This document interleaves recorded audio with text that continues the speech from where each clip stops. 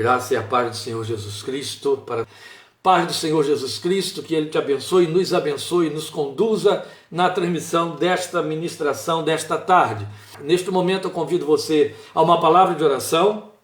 Após esta oração, nós estaremos declinando o nosso tema em cima do texto de Efésios, capítulo 5, versículos 15 a 21. Então, por favor, procure aí na sua Bíblia, ou no seu tablet, ou no seu celular, onde você costuma usar e achar o seu texto bíblico, acompanhe com o texto na sua mão. Efésios capítulo 5, versículos 15 a 21, como eu disse, estaremos orando ainda. Hoje não teremos o louvor, porque nós precisamos amplificar esse espaço. A ministração de hoje é uma palavra de pregação, mas é uma palavra de pregação muito comprometida com didática em cima de um tema que, por mais paradoxal que pareça, ele ocupa uma faixa muito estreita de entendimento na igreja cristã desta geração e na cabeça dos crentes. Por mais paradoxal que pareça, já que nós temos ouvido tanto igrejas falando de avivamento, estarem cheios do Espírito Santo e coisa parecida, assim como os crentes têm um conhecimento muito reduzido do significado bíblico da graça de Deus, outro tanto quanto ao Espírito Santo de Deus.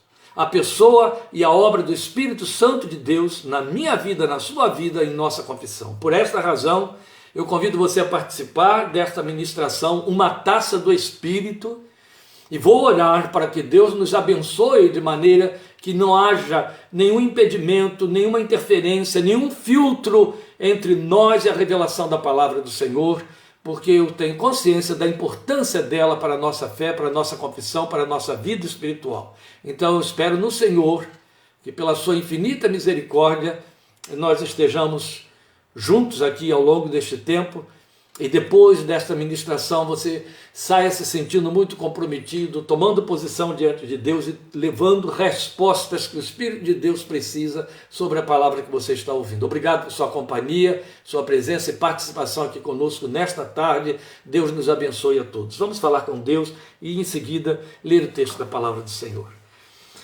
Bendito Deus e Pai de nosso Senhor e Salvador Jesus Cristo, e por meio dele nosso Pai Celestial, glória seja ao teu santo nome. Obrigado por esta tarde, obrigado por este momento que aguardamos durante toda esta semana que passou, na expectativa desta palavra, na expectativa desta meditação, com o coração ainda ardendo de esperança de que o Senhor desperte outras vidas para ouvirem esta mensagem, não só agora, mas se não for possível agora, ao longo desta semana, que o Senhor vá ao encalço de todos, que o Senhor venha ao nosso encalço, e por tua misericórdia, eu peço que o Senhor dilate o nosso entendimento espiritual para com as coisas profundas de Deus de que queremos falar e pensar e avaliar, em que descedentar a nossa sede, saciar a nossa fome, e rogamos que a tua graça atue, porque eu tenho consciência plena de que estaremos falando de coisas espirituais, e a tua palavra já se antecipou para recomendar que falamos coisas espirituais com os espirituais. Hoje, em particular, não temos em nossas mãos um texto, um tema que possa ser jogado ao ar. Nós temos em nossas mãos uma palavra que só corações espirituais, corações onde o Espírito Santo de Deus habita, poderão compreender. E eu rogo que o Senhor não deixe que haja nesses mesmos corações qualquer tipo de interferência ou de filtro, seja por conta de fraquezas da carne, atuações malignas ou influências mundanas, mas por tua misericórdia permite que a tua palavra flua graciosa e ela não encontre barreiras, mas calque fundo as nossas entranhas e volte para ti, levando os frutos que tu esperas e pelos quais tu tens enviado ao nosso encontro esta palavra.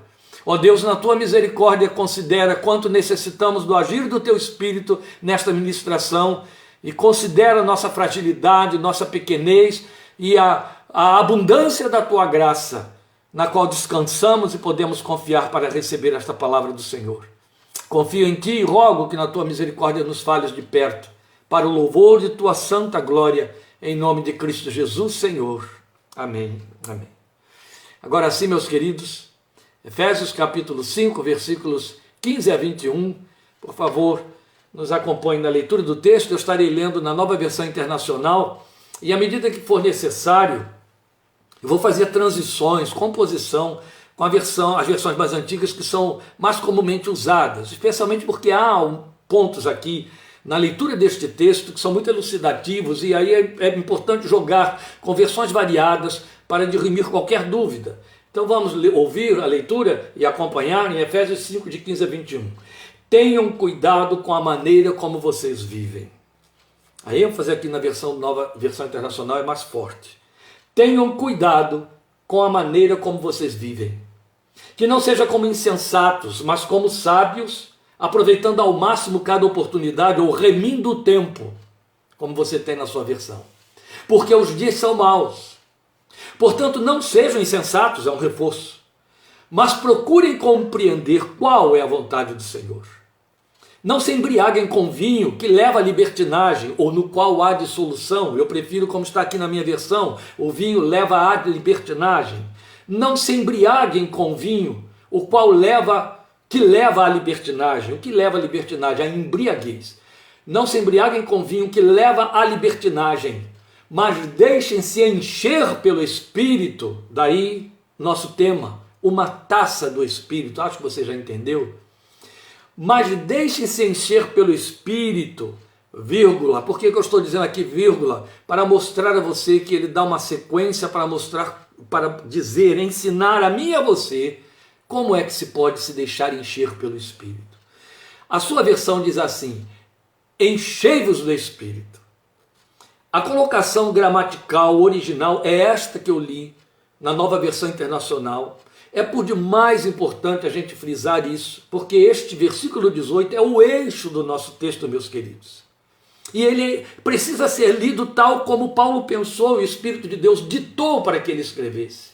Porque quando você ouve a sua versão dizer enchei-vos do Espírito, isso parece colocar você na posição ativa de uma relação espiritual. Você se enche do Espírito. Mas quando você ouve o texto dizer aqui, deixem-se encher, a posição muda. Você entra naquilo que no original era conhecido gramaticalmente como voz média, você entra no que no português dá uma voz passiva. Você se deixa encher, entende? E é exatamente o que ele está nos mandando fazer. Então, a partir do versículo 18, ele vai dizer, eu vou repetir a leitura do versículo 18, já que eu fiz todo esse desdobramento explicativo: não se embriaguem com vinho que leva à libertinagem, mas deixem-se encher pelo Espírito, falando entre si ou entre vós com salmos, hinos e cânticos espirituais, cantando e louvando de coração o Senhor, dando graças constantemente a Deus Pai, por todas as coisas, em nome de nosso Senhor Jesus Cristo. E encerra este trecho dizendo: sujeitem-se uns aos outros por temor a Cristo. Antes de fazermos a nossa abordagem, que, como eu disse, vai ter todo um introito, uma introdução didática sobre o Espírito Santo, quero chamar a sua atenção para uma das riquezas que passam desapercebidas numa leitura ligeira do texto. É que você tem Paulo trabalhando com as três pessoas da Trindade nestes imperativos que ele usa para nós. Começa no versículo 18, ele dizendo: deixem-se encher pelo Espírito. Aí está a terceira pessoa da Trindade. Logo em seguida, no versículo 20, ele vai dizer assim: dando graças constantemente a Deus Pai. Faz questão de posicionar Deus Pai, a primeira pessoa da Trindade, por todas as coisas, dando graças constantemente a Deus Pai, versículo 20, por todas as coisas, em nome de nosso Senhor Jesus Cristo, a segunda pessoa da Trindade. Então você tem a Trindade toda evidenciada e invocada aqui, neste imperativo de uma espiritualidade, de um comprometimento espiritual sem precedentes. Qual a razão do Espírito de Deus nos levar para esse tema neste domingo? Eu tenho absoluta certeza disso, porque sei o impacto com que ele me moveu a meditar neste texto, ficar em cima dele a semana inteira para hoje compartilhá-lo com você. Eu acredito que é uma necessidade premente no coração de Deus, mas que nós, se temos coração sensível e comprometido com as coisas espirituais, nos damos conta de quão necessário é. Nunca houve um tempo como este, em que depois de tantos aluviões do que a própria história curta contemporânea da igreja cristã no Brasil falava de grandes avivamentos e derramamentos do Espírito. Naquele meu livro de capa amarela, onde eu falo da minha conversão, eu estou falando lá de um tempo de um avivamento real, uma experiência que eu vivenciei na década de 70 e que tantos vivenciaram, mas todos nós sabemos que depois a igreja ficou com a forma daquilo que era a essência. Ficou tentando imitar esses aluviões do Espírito de Deus. Avivamento já saiu da vida da igreja há décadas.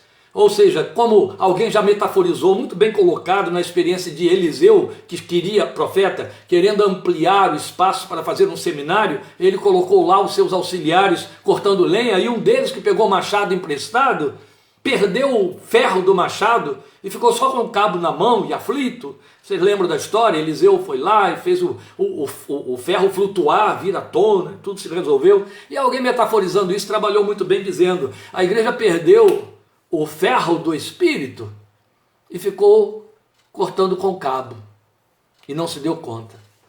É mais ou menos isso que tem acontecido. Então, qualquer culto com um pouco mais de tumulto, de alvoroço, de chororô, de gritaria, qualquer culto que tenha um pouco mais de barulho, que hoje o investimento nos louvores de efeito é muito intenso, isso tudo é confundido com avivamento, obra do Espírito, o Espírito operou. A igreja nunca esteve tão vazia do Espírito, do caráter do Espírito como neste tempo. Nunca, nunca, nunca. Especialmente agora que ela se mancomunou tanto como uma igreja politizada.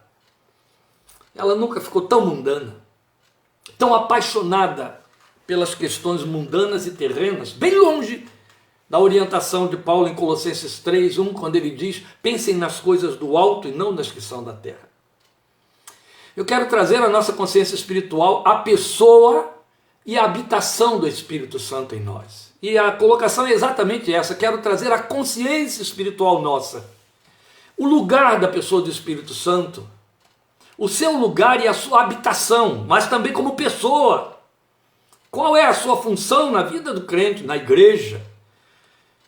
Que lugar ele ocupa na Trindade que diz respeito a mim e a você? Falar sobre o Espírito Santo na doutrina cristã ainda suscita muita controvérsia, porque na verdade só uma diminuta parcela do povo de Deus cresceu quanto a este assunto. E também porque ele é tão fundamental a uma vida espiritual real, madura e confiável, que o inimigo da fé sempre procurou criar dissensões sobre o assunto, para que o crescimento seja impedido. Então, o assunto ficou cercado de muitos dogmas e controvérsias. Alguns preferem não tocar mais nele. Mas hoje nós precisamos pensar nele sem dogmas. E por pensar nele sem dogmas, eu me refiro a um exame escriturístico, um exame bíblico, sem tendências, nem linhas interpretativas. Apenas a informação bíblica direta, pura e simples, sem aplicações adaptativas. Porque sempre que você corre nesta área para fazer aplicações adaptativas, você acaba puxando brasa para a sardinha de algum dogma, de algum posicionamento de uma parcela da igreja, de uma área da igreja, porque é isso que eu quero chamar a sua atenção, meu querido, minha querida. Você já parou para pensar no fato de que a unidade evangélica nunca foi afetada quando se fala no lugar, pessoa e missão do Pai e do Filho? Mas foi totalmente afetada quando se trata da pessoa do Espírito Santo. Todas as divisões, todas as quebras de unidade que houve entre nós ao longo das dezenas de anos aqui neste Brasil, teve a ver com a discussão e doutrinação e doutrina e dogmatizações a respeito da pessoa do Espírito Santo.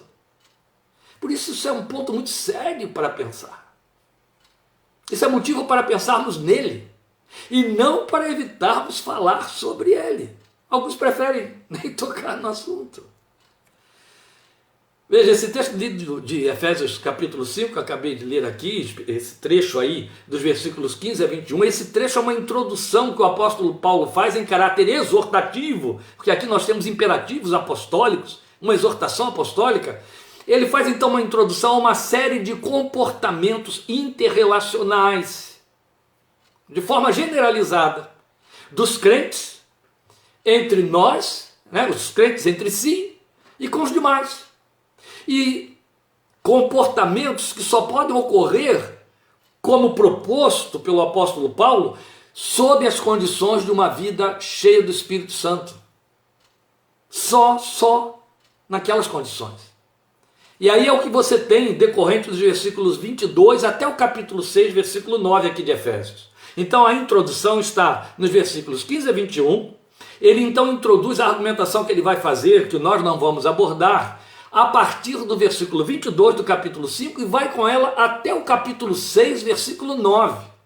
E ali, de 5:22 a 6:9, ele está mostrando todos esses movimentos interrelacionais, nosso, como família, como povo de Deus, como cidadão, como patrões, como empregados, que aqui na linguagem da época nós estamos então contextualizando, ele falava de senhores e servos, todas as dinâmicas da vida e do comportamento do cristão na sociedade, na sua geração, desde que ele se entende cristão até o dia em que o sepultam, Paulo está mostrando sobre que vias elas têm de acontecer.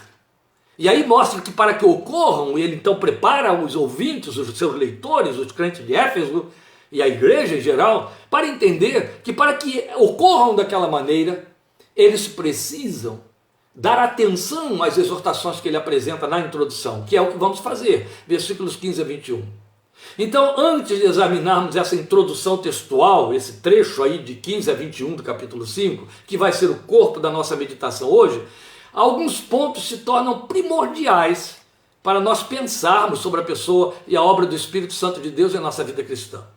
Veja, nós somos informados por Jesus, lá no Evangelho de João, naquele diálogo que ele tem com Nicodemos, que o Espírito Santo viria habitar dentro dos crentes. Aliás, não é ali, eu me adiantei para pensar ali, porque eu vou ter que entrar em João 3 depois, para citar, mas não é ali, é em João 14. Jesus conversa com a igreja, ali os discípulos, a igreja embrionária, e ele vai mostrar para eles que o Espírito Santo viria habitar dentro dos crentes. Lembra aquela fraseologia muito significativa quando ele disse, ele habita convosco e estará em vós, dentro de vocês, em vocês. Então ele diz que o Espírito Santo viria habitar dentro dos crentes em substituição à presença dele, enquanto ele, o Senhor Jesus, estivesse no céu. E a partir daí, coisas acontecem, e aconteceram e acontecem. Então ele disse, ele vem como o outro consolador, quer dizer, ele vai me substituir, ele é o outro, que o Pai vai enviar em meu nome, e ele estará em vocês. Ele habita com vocês e estará em vocês até aquele dia, não é? Então a partir daí, nós sabemos o quê? Eu vou enumerar aqui algumas cláusulas bíblicas, como eu disse, nós estaremos deixando a Bíblia falar pura e simplesmente a respeito dessa posição do Espírito Santo em nossa vida e da nossa dependência. E eu quero, meu irmão, minha irmã, que ao término dessa exposição, no mínimo, você fique consciente de algo. Se você alcançar esse propósito que eu quero lhe apresentar agora, teremos obtido tudo que era necessário. Consciente da intensa dependência que eu e você temos a respeito do Espírito Santo. Antes de começar a pontuar os textos bíblicos que mostram isso para nós, eu já quero chamar a sua atenção para um fato indiscutível. Qualquer que seja a linha de pensamento teológico a respeito da interpretação, da aplicação da graça salvadora pela fé em mim e em você, que nos dá esperança de vida eterna e da ressurreição no último dia, como prometeu o Senhor Jesus, é bom que você entenda que a obra que Jesus realizou na cruz do Calvário, a sua morte, o derramado do seu sangue para o perdão de nossos pecados, essa obra por si só não faz você nascer de novo, ser crente, ter crédito como cristão e como filho de Deus. Não, ela precisa ser aplicada. E quem a aplica é o Espírito Santo. Entende? Não é Deus Pai que enviou o Filho que morreu pelos pecadores na cruz do Calvário. É o Espírito Santo quem aplica essa obra redentora dentro de todo esse plano na vida do homem pecador e o leva a se converter, a nascer de novo. Então a dependência que eu e você temos para ser crentes, nos tornarmos crentes e continuarmos crentes e vivermos como crentes e morrermos como crentes quanto ao Espírito Santo é absoluta, é total. Dependemos dele todo o tempo, em tudo, para nos entendermos, sentirmos e vivermos como filhos de Deus, como cristãos autênticos, pela fé na obra redentora de Cristo Jesus, o Senhor. Então a Bíblia é clara, quando ela mostra para nós que só podemos ser crentes se o Espírito de Deus gerar um novo nascimento em nós. É esse o texto que eu estava querendo lembrar a vocês aí, eu antecipei, do diálogo de Jesus com Nicodemos. Está lá registrado em João capítulo 3, versículos 5 e 6. Eu vou repetir o texto para você, eu espero que você o decore. O Senhor disse para Nicodemos: digo-te a verdade, ou em verdade te digo, como dizem as versões mais antigas, ninguém pode entrar no reino de Deus se não nascer da água e do Espírito. Aí arremata para esclarecer no versículo que hoje é para nós, versículo 6, o que nasce da carne é carne, mas o que nasce do Espírito é Espírito. Pronto, Jesus fechou o discurso. Ele deixou claro para Nicodemos que é impossível entrar no reino de Deus. Depois no versículo 7 ele vai dizer: é impossível ver o reino de Deus, e agora é impossível entrar no reino de Deus. No 3 ele disse ver, e agora no 5 ele diz entrar, perdoe. É impossível entrar no reino de Deus se não nascer do Espírito. E quem nasce do Espírito é Espírito. Então só é Espírito, só é espiritual quem nasce do Espírito. É necessário aquilo que nós conhecemos, como Jesus chamou de necessário vos é nascer de novo, versículo 3, nascer do alto, é o que o texto significa, e nascer do alto, Jesus explica, é nascer do Espírito. Outro tanto, Paulo vai escrever para Tito e reforçar isso, capítulo 3, versículo 5, quando ele diz que nós somos gerados pelo Espírito Santo, gerados, nascidos do Espírito. É Ele quem gera a vida filial em mim e em você. O mesmo Espírito a respeito do qual Jesus disse que é Ele quem convence o mundo. Bem, você disse, entende, você sabe quando foi que você foi mundo, não é? Era mundo, e foi convencido de que era pecador, foi convencido do perdão de Deus, foi convencido da justiça de Deus e temeu. É Ele quem convence o mundo do pecado, da justiça, da verdade da justiça. É Ele quem convence. Ele convence. Então nós só podemos, é o outro ponto que eu quero considerar aqui, só podemos nos manifestar como cristãos na vida de testemunhas. Vamos lembrar, Isaías 49, 6, vocês são as minhas testemunhas, diz o Senhor. Vamos lembrar, Atos capítulo 1, versículo 8, eu vou repeti-lo textualmente. Jesus disse: vocês serão minhas testemunhas, fomos chamados para isso. Esta geração na qual eu nasci precisa de mim, ou precisa que eu seja, ou eu preciso ser testemunha de Jesus nesta geração. Dentro da minha casa, no meu ambiente de trabalho, no meu contato com meus vizinhos, onde eu vou, onde eu venho, por onde eu vou, qualquer que seja o meu caminhar, onde quer que seja, eu fui convertido para ser testemunha. O Espírito Santo me foi dado para me possibilitar ser testemunha. Entende? Testemunha.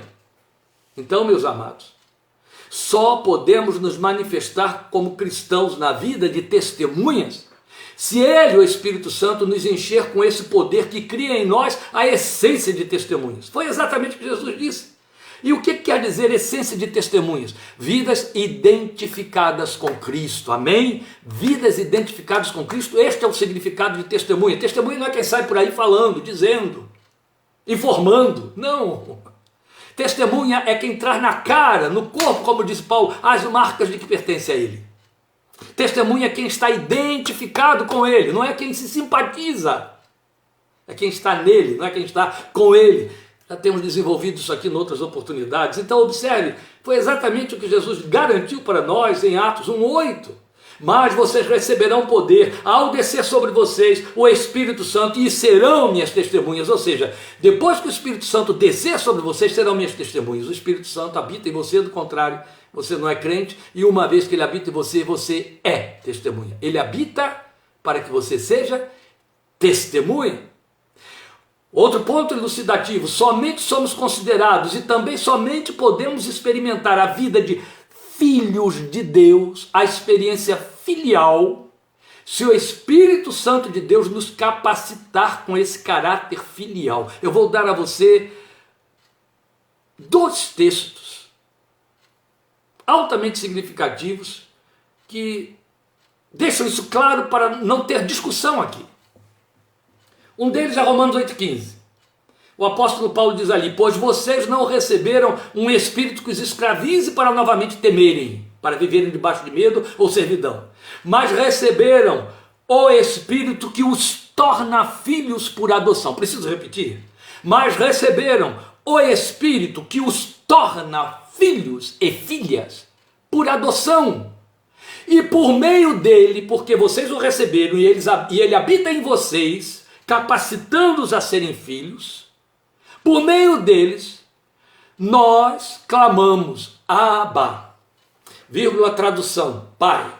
Porque quando você tem a sua Bíblia mostrando aí, Abba, Pai, o que você tem é o fato de que o tradutor respeitou o que o apóstolo Paulo fez quando escreveu o texto. Porque quando ele escreveu o texto de Romanos 8 e também o texto de Gálatas 4, versículo 6, que eu vou recitar agora mesmo, Paulo usou essa palavra que não estava no seu texto original. Veja, Paulo estava usando a língua corrente da época, que era o grego.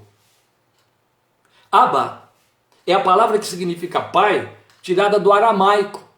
Paulo deveria ter escrito ali pater, mas ele escreveu Abba. Ele fez questão de usar a palavra que estava na boca de Jesus quando ele clama no Getsemane, Abba, Ricoltobeu, Pai, todas as coisas te são possíveis, para mostrar que é esse mesmo Espírito, nessa categoria de dependência e de rendição e de identidade, que está habitando em mim e em você, espírito de filho, que pode dizer Abba, porque só diz Abba quem tem intimidade filial, e só o Espírito Santo de Deus que possibilita isso. Ele reforça isso em Gálatas 4, 6, que eu disse que eu ia repetir. E porque vocês são filhos, Deus enviou o Espírito de seu Filho ao coração de vocês e ele clama Abba, aleluia.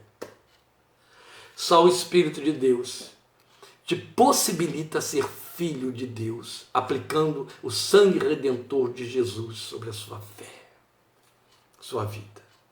Outro tanto, em Romanos 8,16, o apóstolo Paulo mostra que só podemos nos entender e perceber filhos. Veja, no texto do versículo 15 de Romanos 8, no texto de Gálatas 4, 6, e agora vem o Romanos 8,16, mas no texto de Romanos 8,15, que é o versículo que precede esse que eu vou citar, ele mostra que o Espírito Santo nos habilitou a ser filhos, e no nível em que nos habilitou.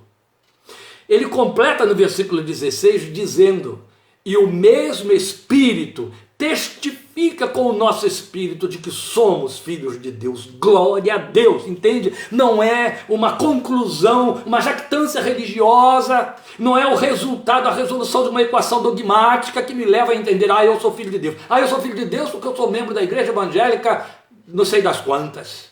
Eu sou filho de Deus porque eu sei ler Bíblia, porque eu sei orar. Eu aprendi as regras evangélicas da comunhão espiritual. Que isso? Bobagem, tolice. Não existe nada disso. Nada disso te torna filho de Deus. Não existe. O fato de você partilhar experiências evangélicas não faz de você um filho de Deus, uma filha de Deus. É a habitação do Espírito Santo dentro de você que te possibilita ser filho. E a convicção não é dada por um decreto externo que sai da boca de homens. Não são documentos, entende? Não é declaração feita por A ou por B, convenção espiritual. Não. É íntimo. É lá no fundo do seu ser para não deixar dúvida para ninguém. É onde ele habita. Ele, o Espírito Santo, vai lá. É disso que fala Romanos 8,16. Confira na sua Bíblia, por favor, depois. Ele vai lá no seu íntimo e convence você. Ele dá testemunho de que você é filho. Entende? Ele chega lá no seu íntimo e diz assim, você é filho de Deus. Eu te fiz filho de Deus.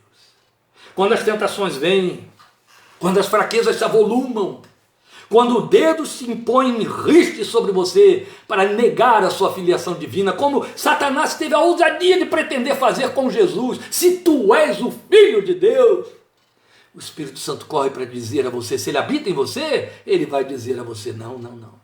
Eu sei, eu dou testemunho de que você é filho. O testemunho é dele. Aleluia. Glória a Deus. É ele quem testifica. É ele quem garante a você que você é filho. Ou como eu preciso dele. Como você precisa dele.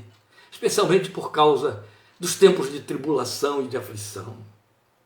Quer ver o momento em que o crente tem a tentação, sofre a tentação de ter isso em dúvida? É quando Satanás se aproxima como se aproximou de Jesus. É nos momentos de fraqueza maior. A doença que não se cura, a súplica que não tem resposta, a oração que se prolonga, que se perde no tempo sem um sinal de Deus. Aí Satanás já corre para dizer, tá vendo? Lá no seu íntimo ele vai dizer, se você fosse filho, ele teria respondido, teria atendido, e por aí vai. Esta é a hora que o Espírito Santo chega e diz, não dê ouvidos a nada disso. Não importa que nada aconteça, não importa que não haja som, não importa que não haja sinal, não importa que o céu escureça. Você é filho, eu testifico, eu dou prova, eu te garanto, você é filho. Eu botei isso aí dentro de você porque você creu, aceitou, rendeu-se à oferta do Cristo de Deus na cruz do Calvário em seu lugar e em seu favor. Glória seja ao Senhor. Oh, meus amados, nós necessitamos também do agir dele em nós para que as nossas orações sejam ouvidas por Deus. Sabia disso? É o texto de Romanos 8, 26 e 27. O apóstolo Paulo diz ali, da mesma forma, o Espírito nos ajuda em nossa fraqueza, pois não sabemos orar como convém. Não é assim que você lê? Não sabemos orar como convém. Todos somos nós, todos são os que pensam que sabem orar como convém. Podemos até achar que sabemos orar, mas a Bíblia se adianta para dizer para mim e para você como convém, você não sabe não. Você ora uma oração e invade de seus desejos e de suas vontades, e as vontades emanam do coração, e a Bíblia já se apressou a dizer que o meu coração é enganoso, quem o conhecerá? Então você não sabe orar como convém, mas glória a Deus. Da mesma forma, ele diz, o Espírito Santo nos ajuda em nossa fraqueza, pois não sabemos orar como convém, mas o próprio Espírito intercede por nós com gemidos inexprimíveis. Oh, meu Deus, isso ultrapassa o nosso entendimento. Aleluia, aleluia. E ele continua dizendo, e aquele, falando de Deus Pai, aquele que sonda os corações de quem? Dos crentes. Conhece a intenção do Espírito, porque o Espírito intercede pelos santos de acordo com a vontade de Deus. Martin Lloyd Jones, grande servo de Deus, que viveu até os 81 anos e produziu a mais vasta obra doutrinária que se tem conhecimento da igreja moderna, na meditação e comentários de Efésios, de Romanos e outros textos mais. Lloyd Jones cresce nesse texto. Ele pega esse texto aqui para dizer, quando você ora e tem uma resposta de oração, você fica se jactando e pensando, oh, Deus respondeu a minha oração. Respondeu sim, mas ele respondeu a oração que o Espírito Santo traduziu e transformou na vontade de Deus. Deus não atende a sua vontade, Deus atende a dele, que expressa-se pela sua súplica. Então o Espírito Santo chega e traduz, o Espírito Santo chega e transforma, o Espírito Santo chega e adapta o que você pede à vontade de Deus, porque Deus só age de acordo com a vontade dele. Pois sempre que você orar, vai orar sem saber orar como convém. O Espírito Santo chega e diz, não convém assim, convém que seja deste jeito. Ó Pai, escuta desse jeito. E quando não dá para ele dizer em palavras, ele geme. É isso que o texto está dizendo. Mas o texto também está dizendo que Deus que sonda meu coração, sonda o seu coração, presta atenção no que o Espírito intentou. E aí responde, porque a sua vontade é satisfeita. Continua valendo o Getsemane, o jardim dos joelhos dobrados, em que o Filho de Deus grita ao Pai e diz, Abba, todas as coisas te são possíveis. Se for possível passar de mim este cálice sem que eu beba. Mas se não for possível, não seja feita a minha, mas a tua vontade. Vai continuar sempre assim, queridos, porque o Espírito de Filho que levou Jesus a fazer essa oração é o que habita em mim e em você. Ah, como eu e você dependemos da dinâmica, do pulsar, do agir vivo do Espírito Santo de Deus dentro de nós e em nossa fé. Continuando, necessitamos dele para amarmos a Deus. Lembra o domingo passado, quando estávamos falando aí da maneira como Jesus dilatou o nosso comprometimento espiritual, dizendo que nós temos que amar a Deus mais do que a pai, mãe, irmãos, filhos, etc. E aí dissemos lá no texto de Romanos 5,5, Paulo dizendo que glória a Deus, ele resolveu o problema porque é o seu Espírito quem derrama amor por ele em nossos corações. Aleluia!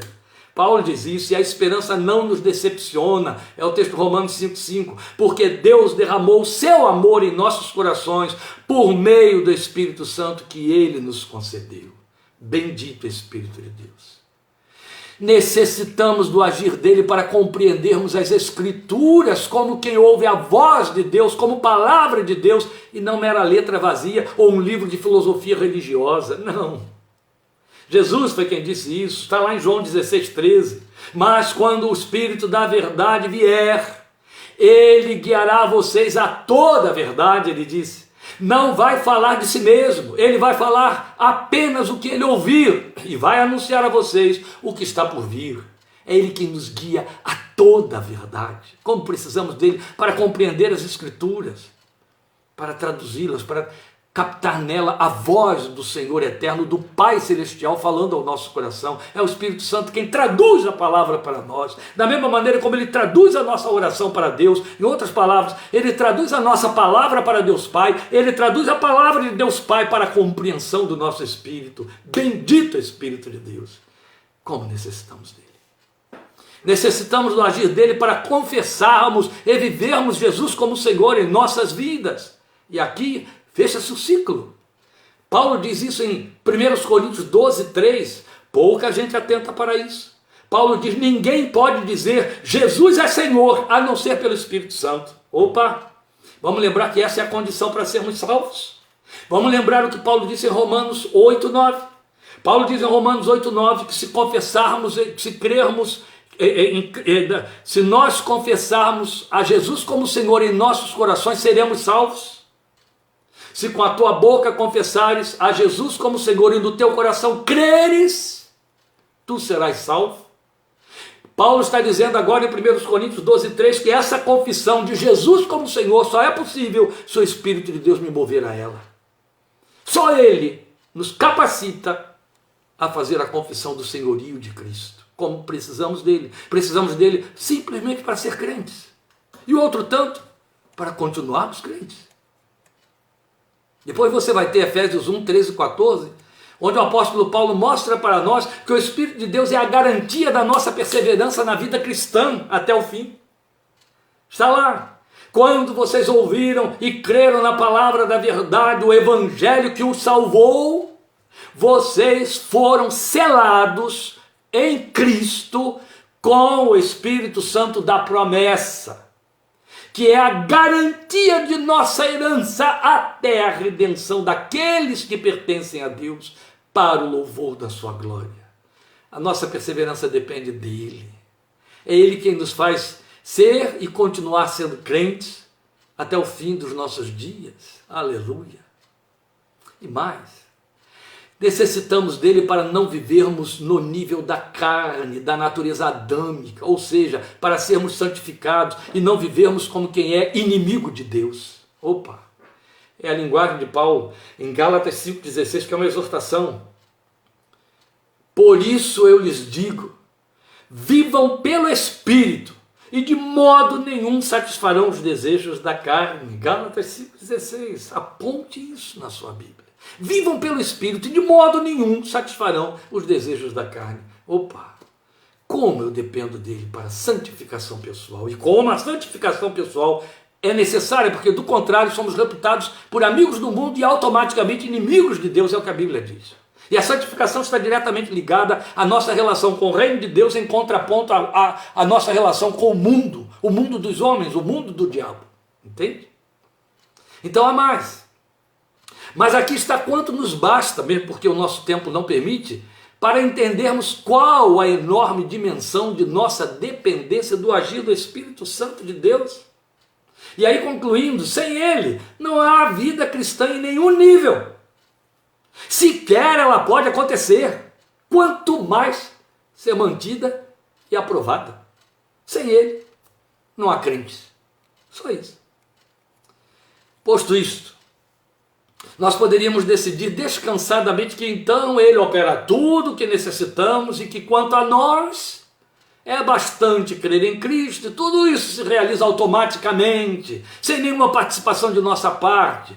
E assim, como agentes passivos da obra da redenção, nada temos a oferecer ou fazer.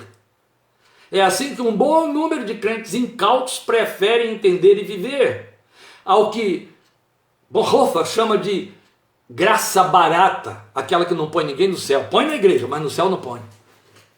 É ledo engano. Não somos esses agentes da passiva. Não, não, não, não, não. Este tempo todo que eu ocupei a atenção dos meus amados aqui, falando, mostrando o posicionamento do Espírito Santo e nossa dependência quanto a Ele na nossa vida espiritual, foi para mostrar quanto precisamos estar afinados com Ele. Na linguagem de Paulo é mais do que afinados, é cheios dele, porque a facilidade de esvaziar é mais rápida do que o pensamento. O mesmo apóstolo Paulo nos advertiu como crentes quanto a alguns cuidados que precisam ser tomados a respeito do nosso trato com o Deus que habita em nós, o Espírito Santo de Deus. Ele vai nos dizer em Efésios 4:30 que esse Espírito pode ser entristecido por mim e por você. Isso não é bom para ninguém. Quando a Bíblia fala de tristeza segundo Deus que opera o arrependimento, está falando de uma tristeza que eu e você sentimos movida pelo Espírito Santo. É a tristeza do arrependimento. Tristeza segundo Deus. Mas quando Paulo diz que ele pode ser entristecido, e aí ele faz o imperativo negativo, não entristeçam o Espírito Santo de Deus com o qual vocês foram selados para o dia da redenção. Não entristeçam, ele está falando não só de uma possibilidade, mas de algo que é muito frequente.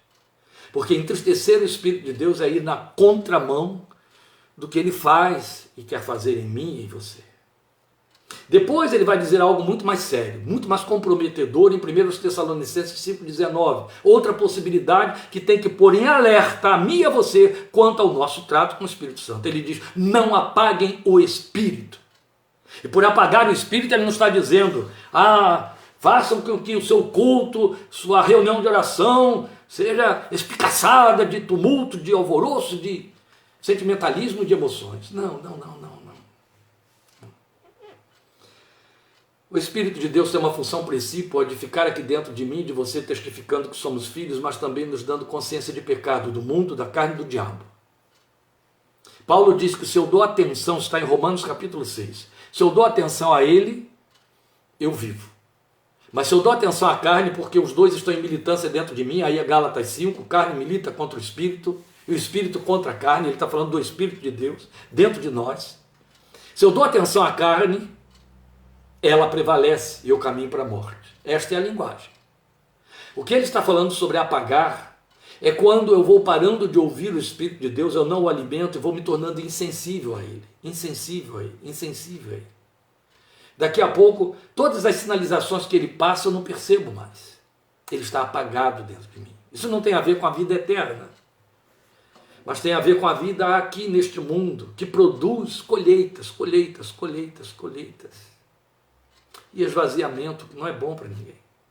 Então ele nos adverte da possibilidade dele ser entristecido, dele ser apagado, e depois Estevão, fazendo um discurso aos judeus na hora da sua morte, está lá em Atos 7, 53, 51 e 53, ele diz que aos judeus que o Espírito Santo pode ser resistido. Ele diz, assim vocês resistem ao Espírito Santo como os pais de vocês resistiram. Ele está falando de povo de Deus. O Espírito Santo pode ser resistido. É interessante que nem o diabo resiste à igreja, mas o crente pode resistir ao Espírito Santo. Ele aponta numa direção e a gente quer seguir noutra. Duro é para ti recalcitrar contra os aguilhões, o Senhor disse para Paulo. Resistir ao Espírito Santo significa contrariar aquele testemunho que ele dá lá dentro, do que é a sua vontade, daquilo que ele nos fecha a porta, daquilo que ele está dizendo, não é por aí. É quando em lugar de frutos você entrega obras de carne. É então que nós somos exortados a impedir tais tragédias. E há duas orientações específicas. Uma se encontra em Gálatas 5:25. São os textos em que Paulo fala do Espírito Santo. É Romanos capítulo 8 e Gálatas capítulo 5, são os textos em que ele fala amplamente da dinâmica do Espírito Santo em nós. Então em Gálatas 5:25 ele diz assim, se vivemos pelo Espírito, o que é viver pelo Espírito? Viver pelo Espírito é o resumo de tudo aquilo que eu expus aqui para os irmãos, citando vários textos. A vida que é operada, as dimensões espirituais que são operadas e mantidas pelo Espírito Santo. Isso é viver pelo Espírito. Eu creio na obra de Jesus, o Espírito Santo habita dentro de mim, então isso é viver pelo Espírito. Aí ele põe, não é que ele põe em dúvida, ele põe em contraste. Se vivemos pelo Espírito, andemos também pelo Espírito. Quer dizer, se eu respiro o Espírito, que eu reaja o Espírito. Se eu inspiro o Espírito, que eu expire o Espírito. Se eu me entendo vivendo e sendo homem, uma mulher do Espírito, que eu me comporte como homem ou uma mulher no Espírito. Se eu vivo no Espírito, que eu ande no Espírito. Quer dizer, andar resume o comportamento, a manifestação visível no mundo físico. E a outra exortação, então a primeira é Gálatas 5:25, a outra é o texto lido, de Efésios 5, de 15 a 21, de onde nós podemos fazer os desdobramentos que seguem, que eu vou fazer da forma mais resumida possível, porque já ocupei muito do seu tempo.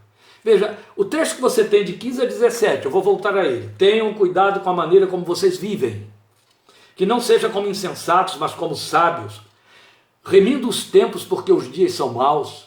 Portanto, não sejam insensatos, mas procurem compreender qual é a vontade do Senhor.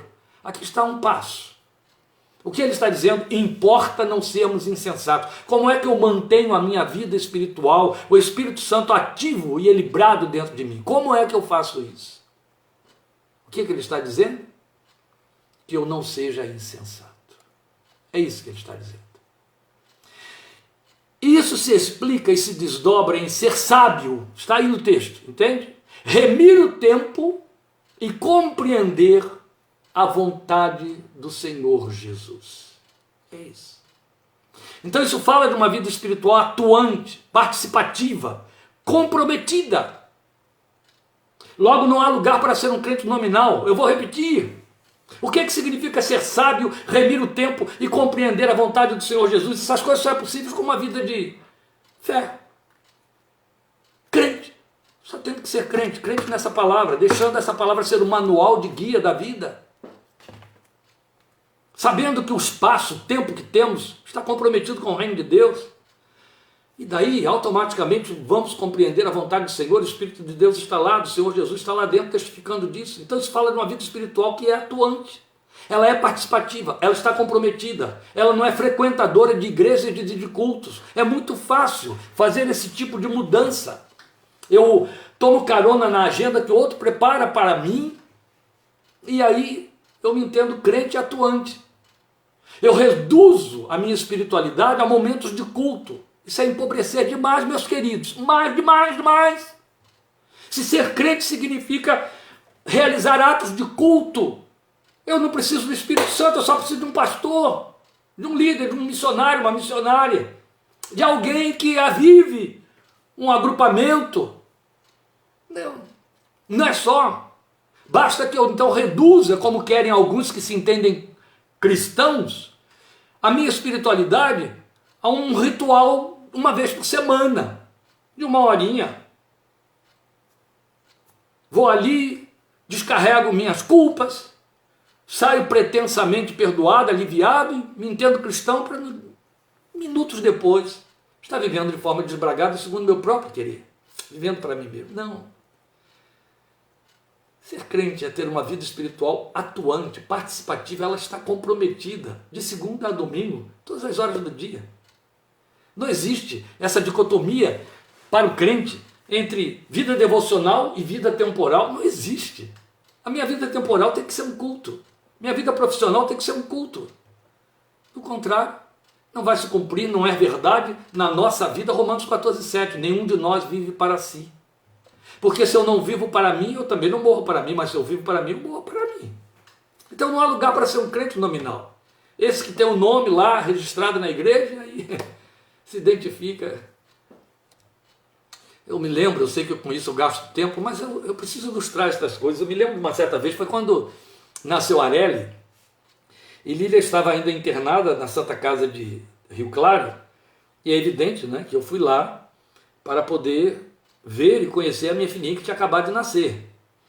E fiquei aguardando no saguão, ali embaixo, a moça que estava ocupada com uma senhora que encostou no guichê, para que ela soubesse que eu ia subir. Eu pedi a permissão para subir. Não vou invadir, a Santa Casa, um hospital é casa dos outros. E aí, a mulher encostou lá, e eu fiquei esperando lá de cá, mas ouvindo, inevitavelmente, a entrevista lá, a anamnesezinha que a atendente estava fazendo. Então, a Santa Casa tinha esse procedimento, não sei se ainda tem, de fazer esse tipo de questionamento. Então pergunta tudo, endereço, claro, pergunta nome, pergunta filiação, pergunta tudo, aí pergunta religião. Aí ela fez assim, ó, coçou a cabeça, e agora? Aí olhou para trás, olhou assim, ah, lembrei, eu sou luterana. Entende, crente nominal? Então. Depois você vai ter o versículo 18, que eu chamei de eixo da nossa argumentação aqui, que ensina para nós que importa deixar-se encher pelo Espírito Santo. Já passei sobre isso, mas eu preciso frisar agora. Eu chamaria isso de tomar uma taça diária dele. Daí o nosso tema. Tomar uma taça do Espírito. Por quê? Porque é exatamente o texto em que o apóstolo Paulo faz esse paradoxo entre tomar vinho e encher-se do Espírito. Não se embriaguem com vinho que leva à libertinagem, mas deixe-se encher pelo Espírito. É claro, há aqui aqueles doutores da letra que vão dizer, tá vendo? Paulo está dizendo que é proibido o crente tomar vinho, que é proibido, que o vinho embriaga. O vinho embriaga é verdade. Qualquer coisa embriaga. Até comprimidos de ansiolíticos em excesso. Qualquer álcool embriaga. O que Paulo está dizendo é, não se embriaguem com vinho, não se embriaguem, que leva à libertinagem. Não se embriaguem com vinho, mas em contrapartida, deixe-se encher pelo Espírito. Sabe, não existe menor possibilidade de alguém se embriagar com vinho sem pegar a taça do vinho e levar à boca e beber.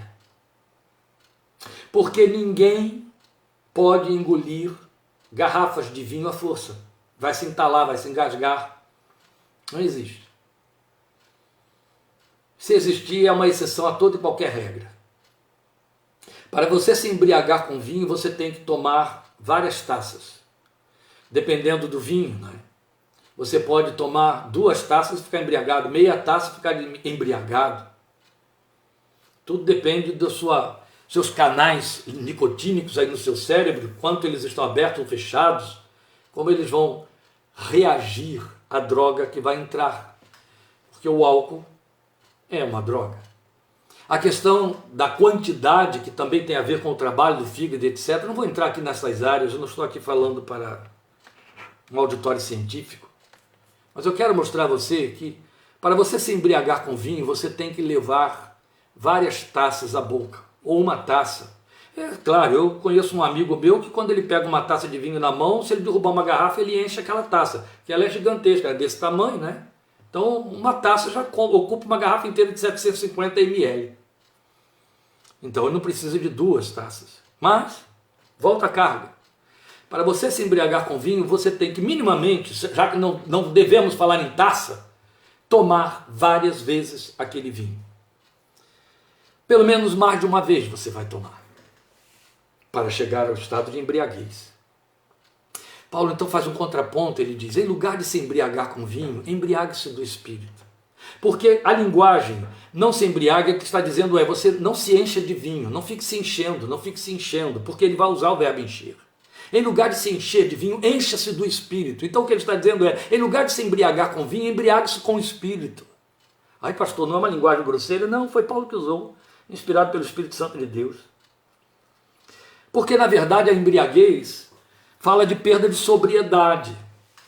Mas a perda de sobriedade, por sua vez, significa perda de controle pessoal. E é esta linguagem que ele está dizendo aqui. Abra mão dos seus controles, deixe o Espírito Santo ser o controlador. A partir do momento em que a pessoa está sob um estado de embriaguez, ela não tem mais controle da sua racionalidade plena, dos seus movimentos.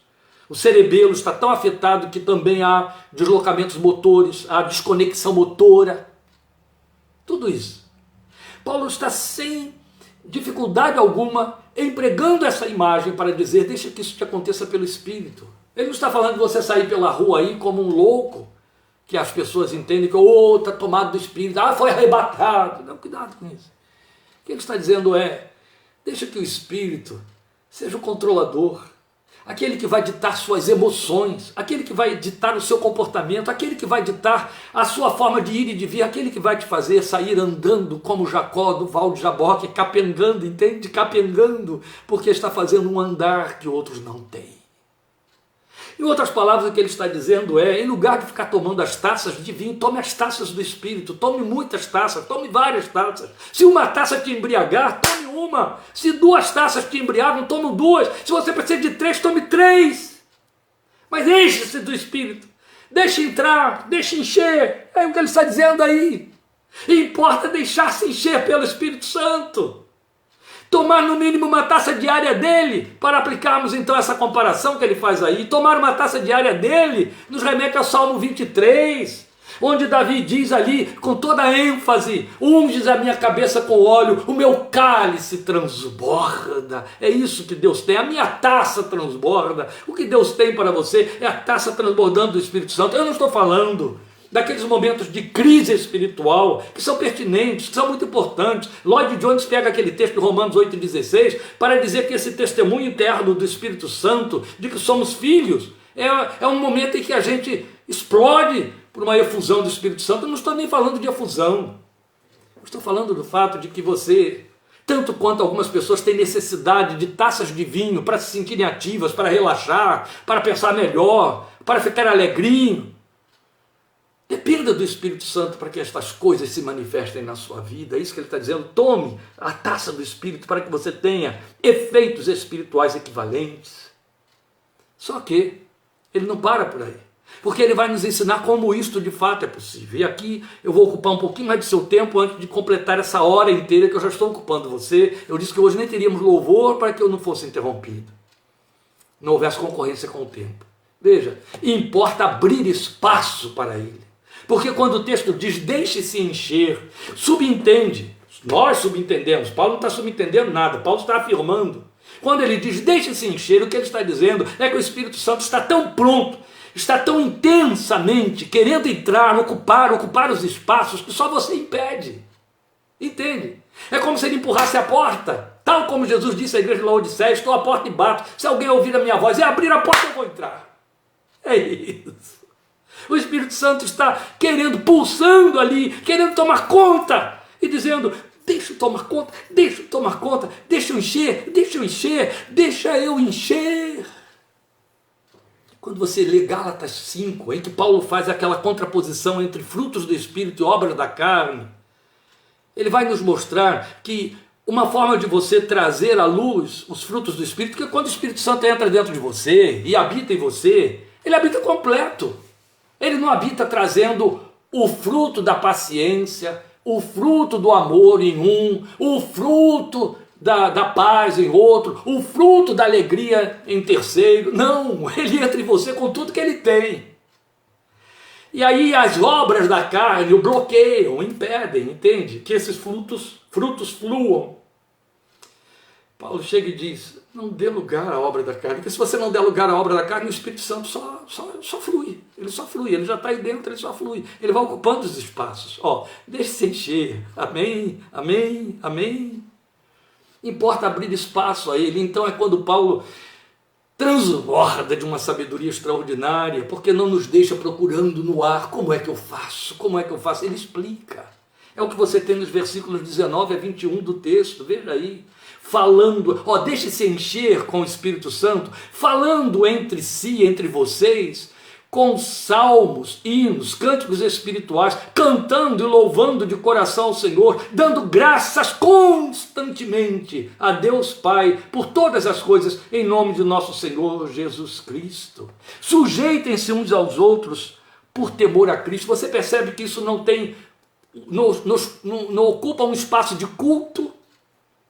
Não é para de vez em quando eu vou lá e ali entre os crentes que se reúnem comigo, eu canto salmos e hinos e dou graças a Deus. Não chega a dizer, dando graças constantemente. Vamos desdobrar isso aí para a gente entender um pouquinho melhor esses aplicativos. Veja, ele está falando de uma observância de vida consciente, que tem o caráter de um culto contínuo. E essa observância que condensa as duas máximas anteriores, né? O versículo 19 a 21, com aquilo que você tinha lá em 15 a 17, não sustenta os dogmas elaborados a partir de práticas evangélicas baseadas na experiência, com o nome de busca de poder ou busca do Espírito.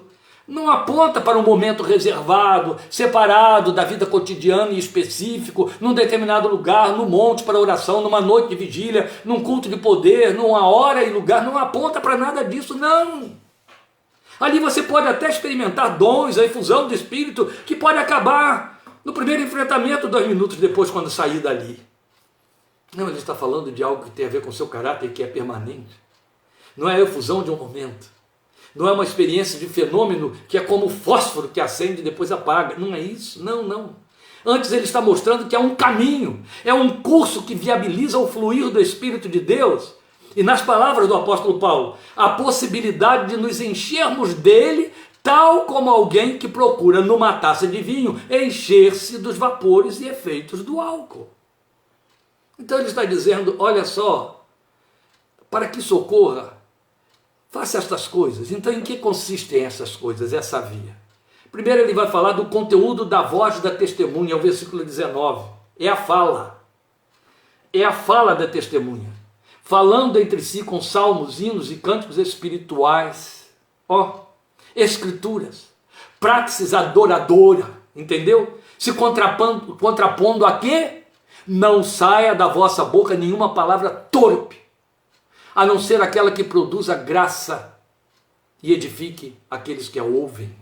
Olha o contraste, é isso, entende?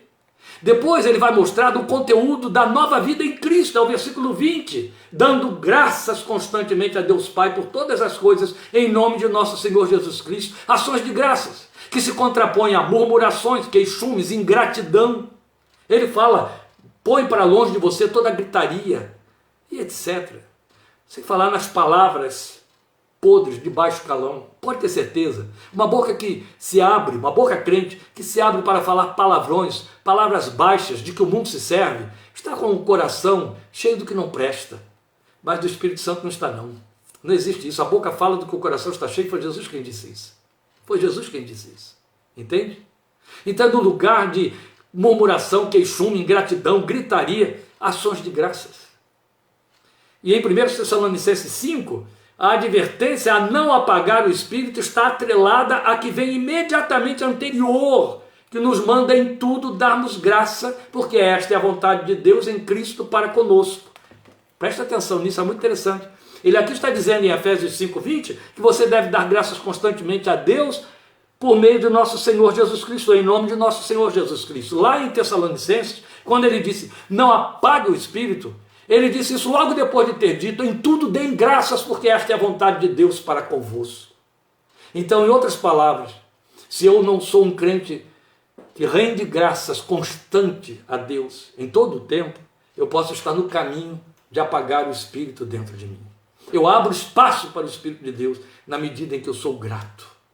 E revelo gratidão. Gratidão a quem me abençoa e gratidão ao Deus eterno por todas as circunstâncias da vida, mesmo aquelas que eu não consigo compreender, porque é em tudo dai graças. E por último, no versículo 21, o caráter de filhos espirituais, que eu chamo de aptidão para servir.